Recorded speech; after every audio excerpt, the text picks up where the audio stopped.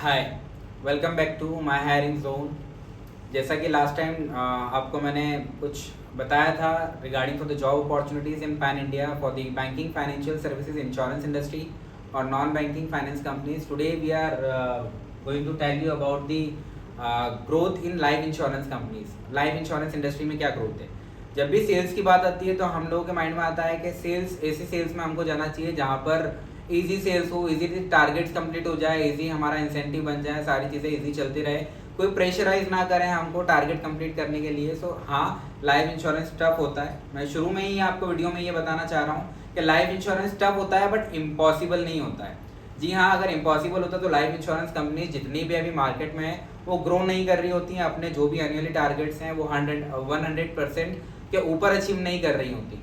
सो हमारे इंडिया में आज भी 140 करोड़ पॉपुलेशन में ऑलमोस्ट 90% प्लस पॉपुलेशन ऐसी है जो अनइंश्योर्ड है, जिन्होंने इंश्योरेंस परचेज किया ही हुआ नहीं है। तो अभी हमको लाइफ इंश्योरेंस में ग्रोथ क्यों दिख रही है या क्यों सोचना चाहिए। अभी हमारे पास ऐसे कस्टमर्स हैं मार्केट में जिन्होंने ये प्रोडक्ट परचेज किया हुआ ही नहीं है, हमको उनको अप्रोच करना और ये प्रोडक्ट सेल करना है। आपको क्या लगता है लाइफ इंश्योरेंस पॉलिसी या लाइफ इंश्योरेंस कंपनीज सिर्फ जीवन बीमा सेल करती है, लाइफ इंश्योरेंस पॉलिसी सेल करती है?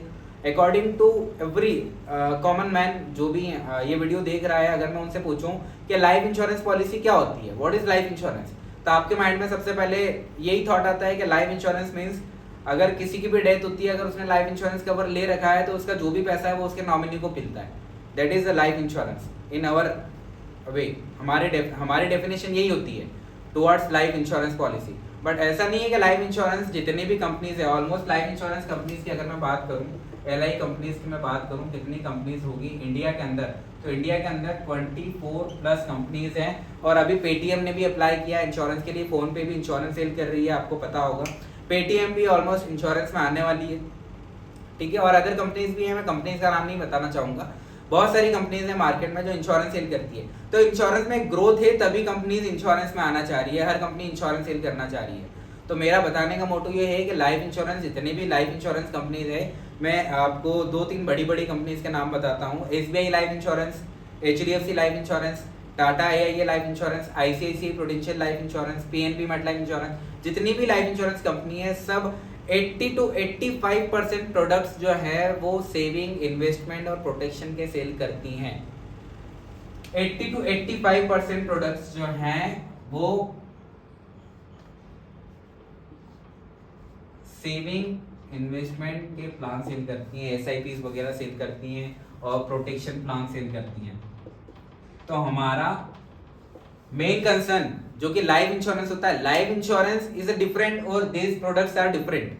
तो लाइफ इंश्योरेंस प्रोडक्ट क्या होता है, जो कि आप सोच रहे हो कि मरने के बाद जो भी नॉमिनी को पैसा मिलता है, बट यहाँ पर SIP और प्रोटेक्शन प्लान कंपनी कितने परसेंट सेल कर रही है, 80 से 85%। तो यहाँ पर 15% या 20% प्रोडक्ट ही वो सेल किया जा रहा है जो आप सोच रहे हो, बाकी 80 से 85% प्रोडक्ट कुछ और ही सेल किया जा रहा है। तो ये प्रोडक्ट्स क्या है, ये प्रोडक्ट्स मैं बताता हूँ आपको। ये प्रोडक्ट्स क्या होते हैं, जनरली आजकल हम लोग इन्वेस्टमेंट किस चीजों में कर सकते हैं, किन चीजों में कर सकते हैं, अगर आपको नहीं पता हो तो मैं थोड़ा सा आपके अंडरस्टैंडिंग के लिए आपको बता देता हूँ। देखो, 2 टाइप के प्रोडक्ट होते हैं, एक वो प्रोडक्ट जिनको हम फिजिकली टच कर सकते हैं और एक वो प्रोडक्ट जिनको हम फिजिकली टच नहीं कर सकते हैं। एग्जाम्पल के तौर पर बताता हूँ कि land, house, car, gold, property, ये सारी चीजें हो गई फिजिकली टचेबल। जो हम इसको अपने प्रोग्राम में, अगर हमने MBA कंप्लीट किया हुआ है या हमने कहीं पे ट्रेनिंग ली हुई है related to management, related to anything related to this industry, banking industry, तो हमको पता होगा कि 2 टाइप के प्रोडक्ट होते हैं, टेंजिबल प्रोडक्ट और नॉन टेंजिबल प्रोडक्ट। तो ये जो फिजिकल टच करने वाले प्रोडक्ट हैं इनको टेंजिबल प्रोडक्ट बोला जाता है। और नॉन टेंजिबल प्रोडक्ट किसे बोलते हैं,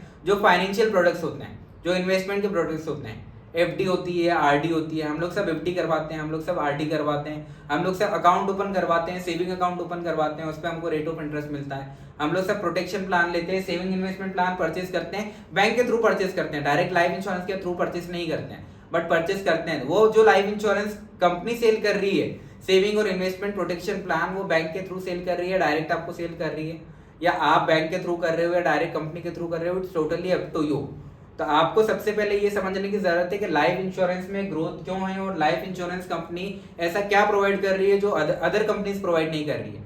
तो मैं आपको यहाँ बता दूं, अदर इंडस्ट्री में बेसिकली क्या होता है ना, हम अदर इंडस्ट्री में अगर जॉब कर रहे हैं या कोई भी चीज का टारगेट कंप्लीट कर रहे हैं, तो हमारा जो इंसेंटिव अमाउंट बनता है 5,000, 10,000, 15,000 मैक्सिमम सैलरी के अलावा। अगर कोई भी एम्प्लॉई है उसका सैलरी है 15,000, एज्यूम दैट उसका सैलरी 15,000 है, तो वो हाईएस्ट इंसेंटिव कितना अर्न कर लेगा, जितना उसका सैलरी है 15,000, मतलब उसका सैलरी जो आएगा क्रेडिट होगा वो 30,000 क्रेडिट होगा उसके अकाउंट में end of the month. But insurance industry में आपको ग्रोथ यहाँ तक मिलती है, इंसेंटिव अनलिमिटेड इंसेंटिव आप अर्न कर सकते हो। ऐसा मैं नहीं कह रहा हूँ, ऐसा हर इंश्योरेंस कंपनी ज्वाइन करने पे आपको उनके मैनेजर्स बोलेंगे, उनके एचआरएस बोलेंगे, कंपनी खुद आपको बोलेगी कि यहाँ पर इंसेंटिव्स की कोई लिमिटेशन नहीं होती कि आप यहाँ कितना इंसेंटिव अर्न कर सकते हो। मैंने ऐसे ऐसे एम्प्लॉयज देखे हैं जो जिनकी सैलरी 15,000 या 20,000 हो और वो 1-1 लाख, 1.5 लाख, 2-2 लाख तक के इंसेंटिव मंथली अर्न करते हैं। तो इंश्योरेंस में इतना स्कोप है और हमको वो प्रोडक्ट सेल करना है जो कि 90% लोगों के पास है ही नहीं। तो सेल्स तो वही करने में मजा है ना जो कस्टमर्स को जिन प्रोडक्ट्स की नीड हो। आप ये बोलेंगे कि सर कस्टमर इंश्योरेंस क्यों परचेज करेगा, कस्टमर के पास दूसरी भी तो चीजें हैं परचेज करने के लिए। देखो कोई भी एम्प्लॉय हुआ जो आजकल जॉब कर रहा है, एक कॉमन मैन जिसकी सैलरी 15,000, 20,000, 25,000 है, 30,000 है, आपके यहाँ मेरे जैसी, तो वो गोल्ड परचेज करके, प्रॉपर्टी परचेज करके या कार परचेज करके या बिल्डिंग्स परचेज करके ऐसे इन्वेस्टमेंट नहीं कर सकता है। वो इन्वेस्टमेंट करेगा फाइनेंशियल प्रोडक्ट्स के अंदर ही। तो कंपनी 80-85% प्रोडक्ट्स जो कर रही है इनको फाइनेंशियल प्रोडक्ट ही बोला जाता है।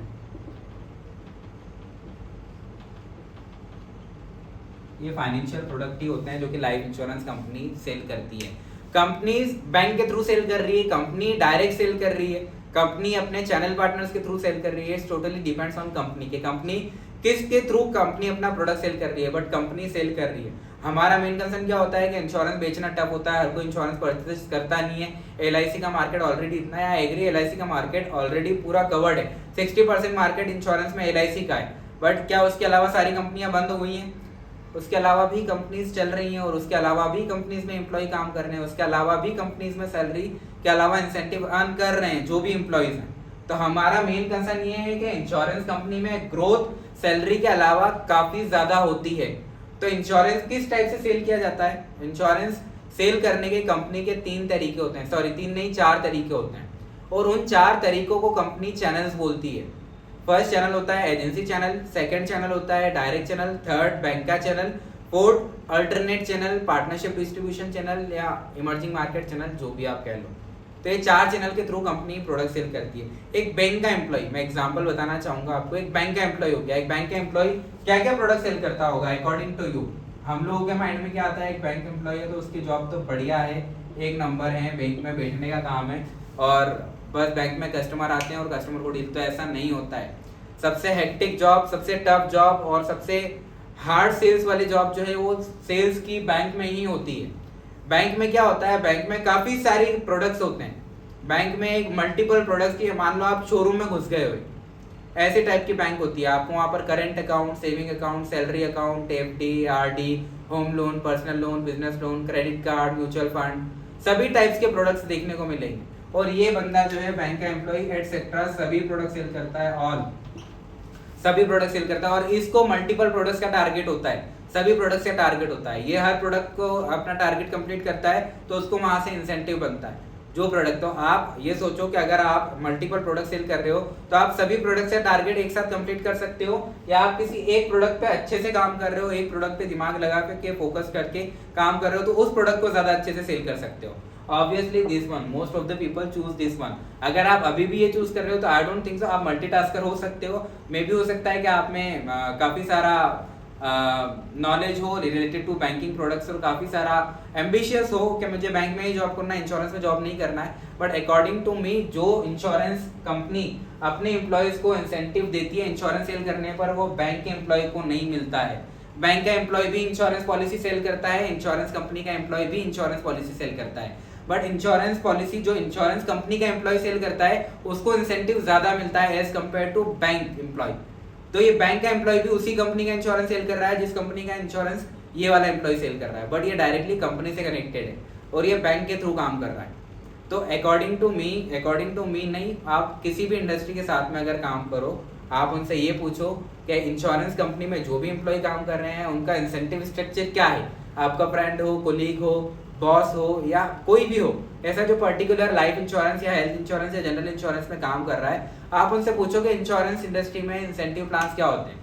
मैं आपको अगले वीडियो में चैनल्स में ये भी बताऊंगा कि यहाँ पर कितने टाइप्स के चैनल्स होते हैं, चैनल्स में इंसेंटिव क्या होता है, और चैनल्स के साथ साथ यहाँ पर जो अपने चैनल्स के साथ में आपके साथ लोग कनेक्ट होते हैं उनको क्या क्या बेनिफिट मिलते हैं। तो ज़्यादा जानकारी के लिए कनेक्ट रहिए माय हायरिंग जोन के साथ में, आपको ज़्यादा अपडेट्स मिलते रहेंगे related to life insurance, related to any banking financial insurance industry और एनबीएफसी कंपनीज। Thank you.